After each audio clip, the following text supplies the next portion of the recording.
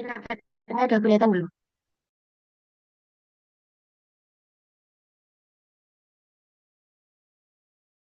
Sudah, sudah.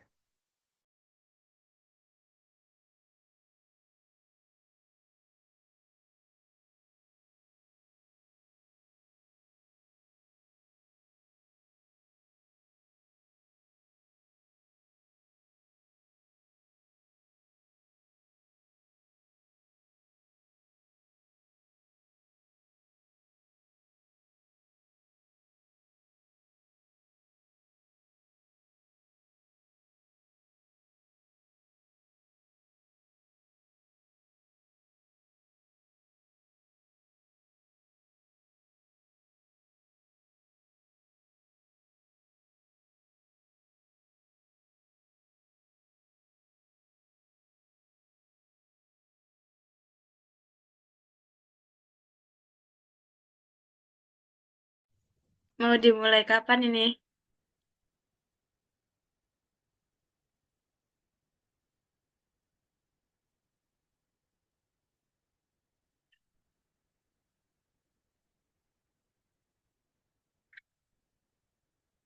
Bentar, Siska mana? Oke. Ini mau dimulai ya, kita mulai. Eh, Baik sebelumnya, Assalamualaikum warahmatullahi wabarakatuh. Perkenalkan, Waalaikumsalam warahmatullahi wabarakatuh. perkenalkan kami dari kelompok satu dengan anggota saya sendiri Nurmala Widiantari, kemudian ada teman saya Nanda Doa Samudra, Selvia Ari Prastiwi, dan Francisca Putri Natali. Nah, di sini kami akan membahas mengenai pembangkit listrik tenaga biomasa. Next.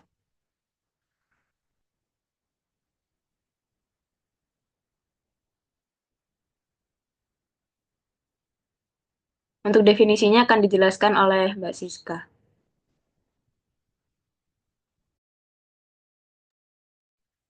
Nah, di sini pembangkit listrik tenaga biomasa atau yang biasa disebut dengan PLTBM adalah sistem pembangkit listrik yang memanfaatkan biomasa sebagai sumber energi utama. Biomasanya yang biasanya digunakan itu seperti limbah hewan, limbah tanaman, ataupun limbah makanan. Proses konversi energi dalam PLTBM biasanya dilakukan melalui pembakaran langsung, gasifikasi, atau fermentasi untuk menghasilkan panas atau gas yang kemudian digunakan untuk menggerakkan turbin dan menghasilkan listrik. Next.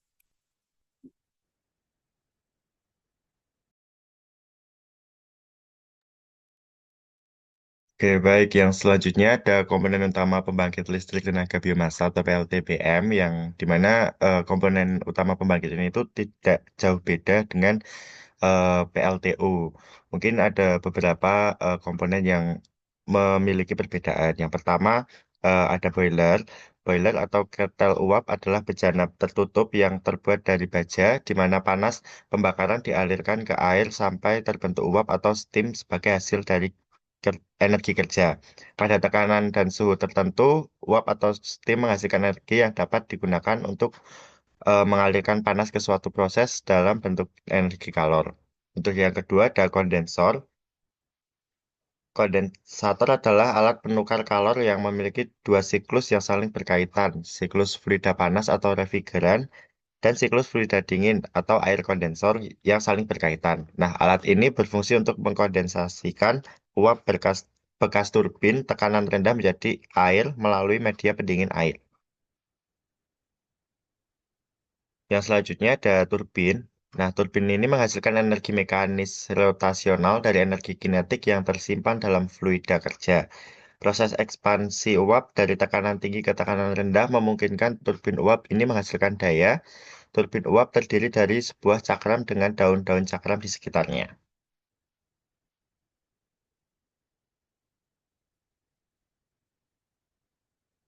Yang selanjutnya adalah generator. Generator adalah alat perangkat yang mengubah energi listrik menjadi energi mekanik, seperti yang dilakukan generator melalui induksi elektromagnetik. Meskipun generator mendorong muatan melalui sirkuit eksternal, generator tidak menghasilkan listrik di kabel lilitan. Yang terakhir adalah alat pemecah biomasa. Mesin pencacah biomasa terdiri dari 5 bagian utama, seperti yang pertama ada rangka, kedua pengumpan, ketiga pencacah dengan pisau tipe gergaji sirkuler, yang keempat ada unit penyaluran hasil, dan yang kelima ada sistem penerusan daya dari penggerak motor diesel. Kapasitas pencacahan bahan bergantung pada kadar airnya.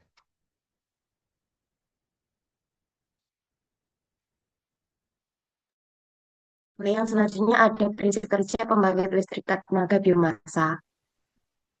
PLTBM ini menerapkan teknologi GALVAT, di mana ada gasification, ada landfill, kemudian ada anaerobic digestion. Yang pertama ada gasification. Cara ini digunakan untuk mengubah limbah menjadi energi bernilai yang ekonomis. Kemudian sesuai dengan sifat sampah yang telah diolah tersebut. Nah, gasification ini merupakan pemrosesan sampah yang melalui pembakaran sehingga dihasilkan gas yang nantinya bisa digunakan sebagai penggerak generator listrik. Kemudian sampah akan dipisahkan menjadi sampah basah dan sampah kering. Setelah dipilah, kemudian sampah dicacah menggunakan mesin pecacah. Nah, untuk sampah basah dilakukan pengeringan terlebih dahulu, kemudian lanjut dicacah. Untuk sampah selanjutnya dimasukkan ke dalam boiler, kemudian dilakukan proses pembakaran. Nah, panas yang dihasilkan oleh boiler ini digunakan untuk memanaskan air dan uapnya digunakan untuk memutar generator yang menghasilkan listrik.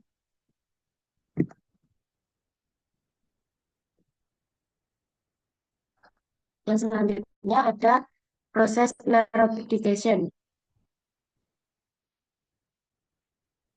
Untuk proses ini menggunakan sampah organik basah. Yang pertama itu sampah akan diredukasi yang akan menjadi sebuah partikel kecil-kecil, kemudian sampah diolah menjadi gas. Nah, gas keluaran inilah yang nantinya digunakan untuk membangkitkan mesin pembangkit listrik. Kemudian ada proses landfill.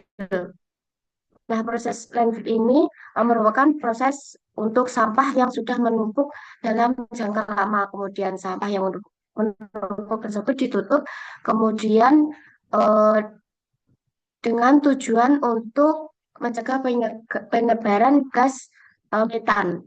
Kemudian satu pipa dimasukkan ke dalam tumpukan tersebut. Nah, melalui pipa inilah gas disedot menuju treatment treatment gas atau energi panas akan diolah menjadi listrik.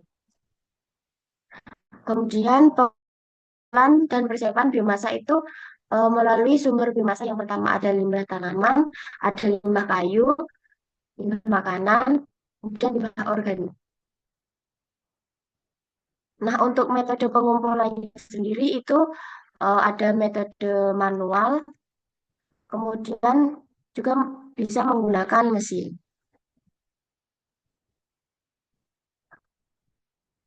Untuk pengelolaan awal biomasa, itu pertama pengeringan biomasa. Nah, dalam pengeringan ini, eh, biomasa mengandung air yang sangat tinggi yang dapat mengurangi efisiensi pembakaran. Oleh karena itu, biomasa perlu di eh, proses pengeringan ini. Kemudian untuk pemotongan dan penghancuran. Biomasa yang berukuran besar perlu dipotong atau dihancurkan jadi ukuran yang lebih kecil untuk memudahkan pembakaran atau proses selanjutnya. Kemudian pembuatan briket. Nah, untuk pembuatan briket ini dengan tujuan untuk meningkatkan kepadatan dan kemudahan transportasi, biomasa bisa diolah menjadi briket atau pelet. Nah, proses ini melibatkan pemadatan biomasa. Kemudian ada pembakaran biomasa. Proses ini biasanya terjadi dalam beberapa tahap, yaitu pertama ada tahap pengeringan biomasa. Nah, biomasa tersebut dimasukkan ke dalam eh, ruangan dan dikeringkan sehingga panas yang ada itu em, mengecil efisiensinya. Kemudian ada proses pirolisis. Nah, proses ini eh, biomasa memiliki suhu yang tinggi. Nah, biomasa mengalami dekomposisi termal atau proses pirolisis ini kemudian menghasilkan gas volatil tar atau arang. Kemudian ada oksidasi. Nah, proses oksidasi ini gas volatil dari hidrolis tersebut bereaksi dengan oksigen dan menghasilkan panas yang lebih lanjut dan gas pembakaran seperti CO2, H2O, dan sejumlah gas kecil lainnya. Kemudian ada produksi uap. Nah, dalam produksi uap tersebut pada pembangkit listrik, tahap penting dalam pengubah energi panas yang dihasilkan dari pembakaran biomasa menjadi energi mekanik yang kemudian digunakan untuk menghasilkan listrik, yaitu ada pemanasan air dalam boiler. Nah, proses ini dirancang untuk menahan tekanan dan suhu tinggi. Panas yang dihasilkan dari pembakaran biomasa dipindahkan ke dalam boiler melalui perpindahan panas, konveksi, dan radiasi. Kemudian ada sirkulasi air dan uap. Nah, dalam sirkulasi ini air dipompa ke dalam boiler menggunakan pompa air umpan. Kemudian air yang dimasukkan ke boiler itu akan dipanaskan yang memanfaatkan panas dari gas buang sebelumnya yang masuk ke boiler tersebut. Kemudian ada pembentukan uap. Nah, dalam boiler air dipanaskan hingga mencapai titik didih sehingga menghasilkan uap untuk diteruskan ke proses selanjutnya. Yang selanjutnya ada pengaturan tekanan dan suhu. Nah, tekanan uap dalam boiler itu diatur menggunakan katup pengatur tekanan untuk memastikan bahwa uap tersebut dihasilkan memiliki tekanan yang sesuai untuk menggerakkan turbin.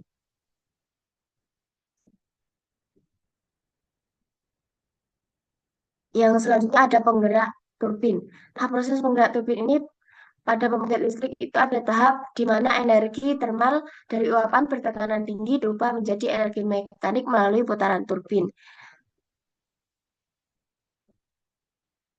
Yang proses pertama ada aliran uap ke turbin. Nah, uap yang bertekanan tinggi yang dihasilkan boiler itu dialirkan ke turbin uap melalui pipa uap yang dirancang untuk menahan pipa yang dirancang untuk menahan pipa dengan tekanan dan suhu tertentu. Kemudian ada struktur turbin uap. Nah, turbin uap terdiri dari rotor, kemudian stator, dan rotor tersebut dirancang untuk menangkap energi dari uap turbin, biasanya memiliki beberapa tahapan atau steps. Masing-masing beberapa tahapan, yaitu ada tahapan mengekstrak energi dari uap secara bertahap. Kemudian ada ekspansi uap dan putaran turbin.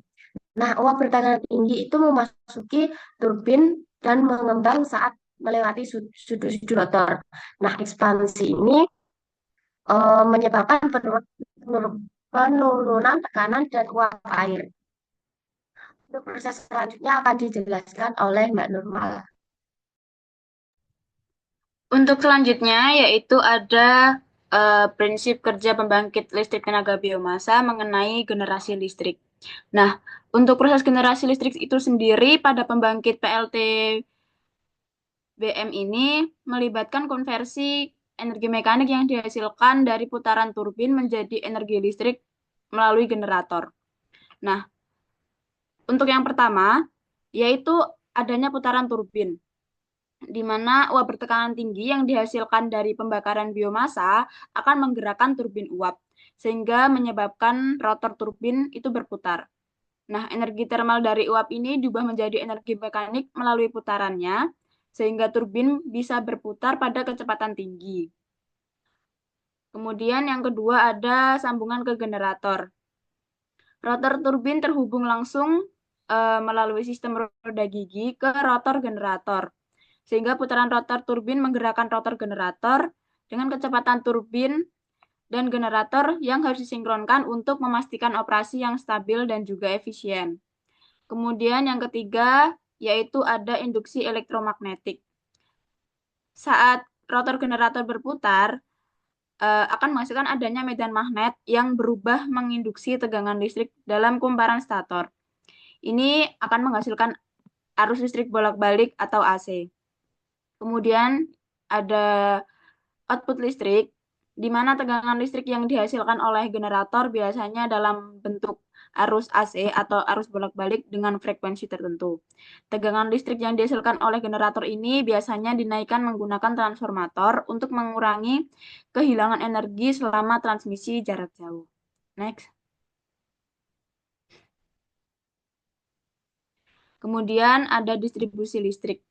Proses distribusi listrik pada pembangkit listrik tenaga biomasa ini melibatkan penyaluran listrik yang dihasilkan dari generator ke konsumen akhir, seperti rumah, industri, maupun fasilitas lainnya. Nah, proses ini itu memastikan bahwa listrik yang dihasilkan dapat digunakan secara efisien dan aman. Untuk yang pertama yaitu ada transformasi tegangan. Listrik yang dihasilkan oleh generator ini biasanya memiliki tegangan menengah. Nah, untuk mengurangi kehilangan energi selama transmisi jarak jauh, tegangan ini dinaikkan menggunakan transformator step up ke tingkat tegangan yang lebih tinggi.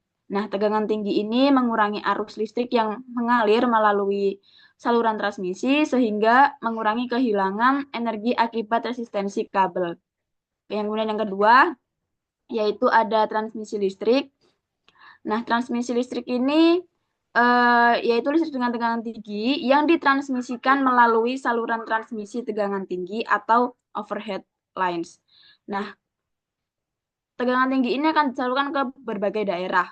Biasanya dipasang pada menara atau tiang listrik yang dirancang untuk menahan beban pada kondisi lingkungan. Kemudian yang ketiga, ada substation, di mana listrik tegangan tinggi yang tiba di substation transmisi ini akan diturunkan ke tingkat yang lebih rendah menggunakan trafo step down. Kemudian listrik akan dialirkan ke substation distribusi, di mana tegangan diturunkan lebih lanjut untuk didistribusi ke konsumen.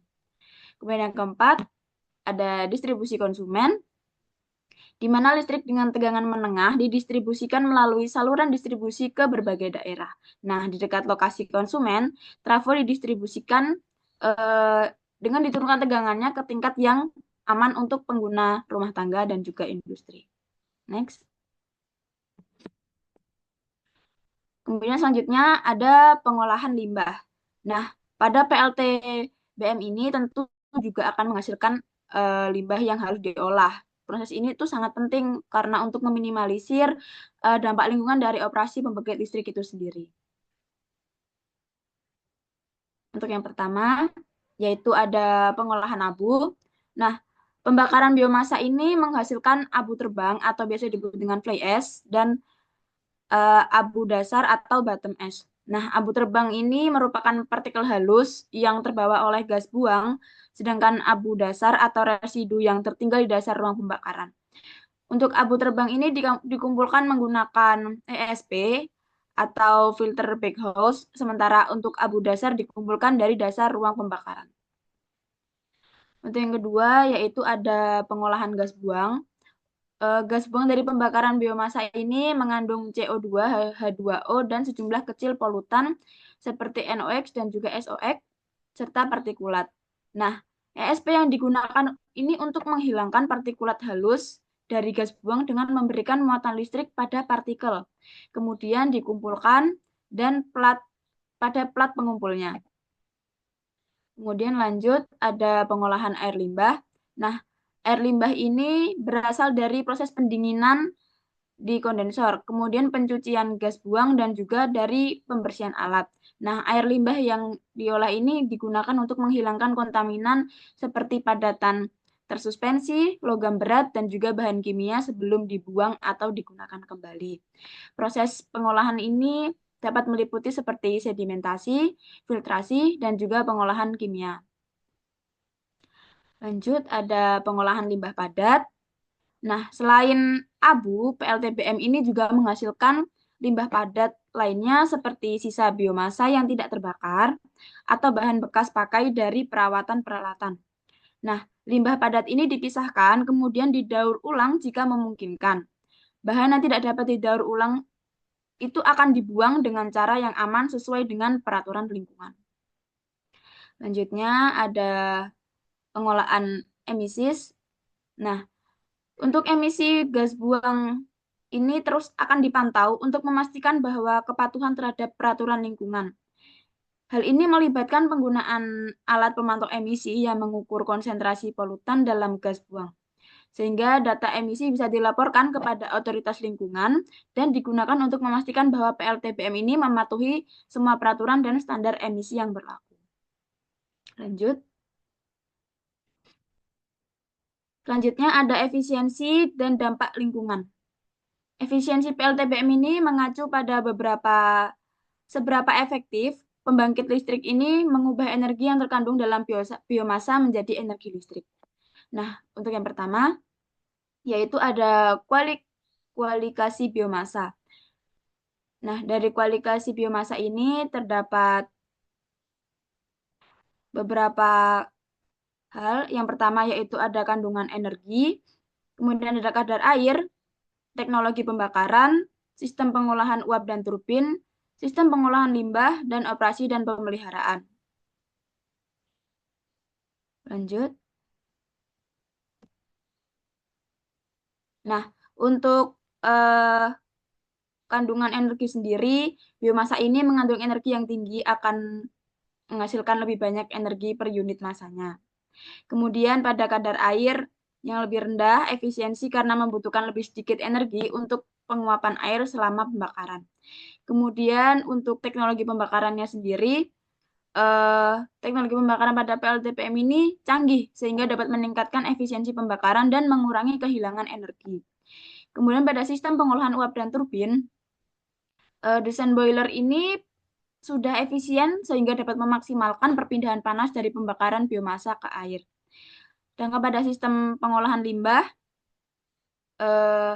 sistem pemulihan panasnya dari gas buang ini dapat meningkatkan efisiensi keseluruhan dengan memanfaatkan panas yang biasanya terbuang. Dan yang terakhir ada operasi pemeliharaan. Nah, kemudian ada dampak lingkungan PLTBM. Untuk yang pertama, yaitu ada dampak positif. Untuk dampak positif sendiri, yang pertama ada energi terbarukan. Biomasa yang menjadi sumber energi terbarukan ini dapat mengurangi ketergantungan pada bahan bakar fosil. Kemudian yang kedua, dampak positifnya yaitu ada pengurangan limbah, yaitu PLTBM dengan dapat memanfaatkan limbah, pertanian, kehutanan, dan juga organik lainnya, sehingga mengurangi jumlah limbah yang dibuang ke tempat pembuangan akhir. Kemudian yang ketiga, yaitu adanya penyerapan karbon. Nah, tumbuhan yang digunakan sebagai biomasa ini dapat menyerap CO2 dari atmosfer selama pertumbuhannya, sehingga dapat membantu mengurangi emisi gas rumah kaca. Selanjutnya yaitu ada dampak negatif. Untuk yang pertama, mengenai emisi gas buang. Nah, pembakaran biomasa ini menghasilkan emisi gas buang seperti CO2. Nah, dari biomasa ini CO2 dianggap netral secara karbon, namun emisi lainnya dapat berdampak negatif pada kuali. Selanjutnya ada pengolahan abu. Abu sisa pembakaran ini perlu dikelola dengan baik untuk mencegah pencemaran tanah dan air. Dan yang ketiga ada penggunaan lahan. Nah, produksi biomasa skala besar ini dapat mempengaruhi penggunaan lahan dan biodiversitas, terutama jika melibatkan perubahan penggunaan lahan atau deforestasi.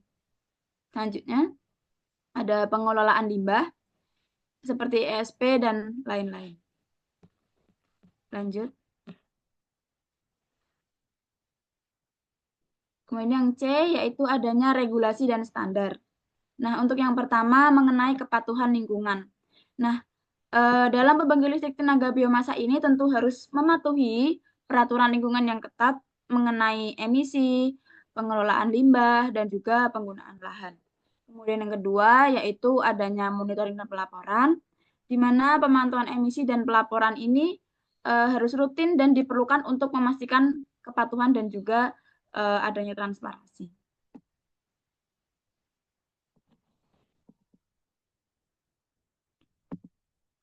Sekian presentasi dari kelompok 1. Kurang lebihnya mohon maaf. Wassalamualaikum warahmatullahi wabarakatuh. Waalaikumsalam warahmatullahi wabarakatuh.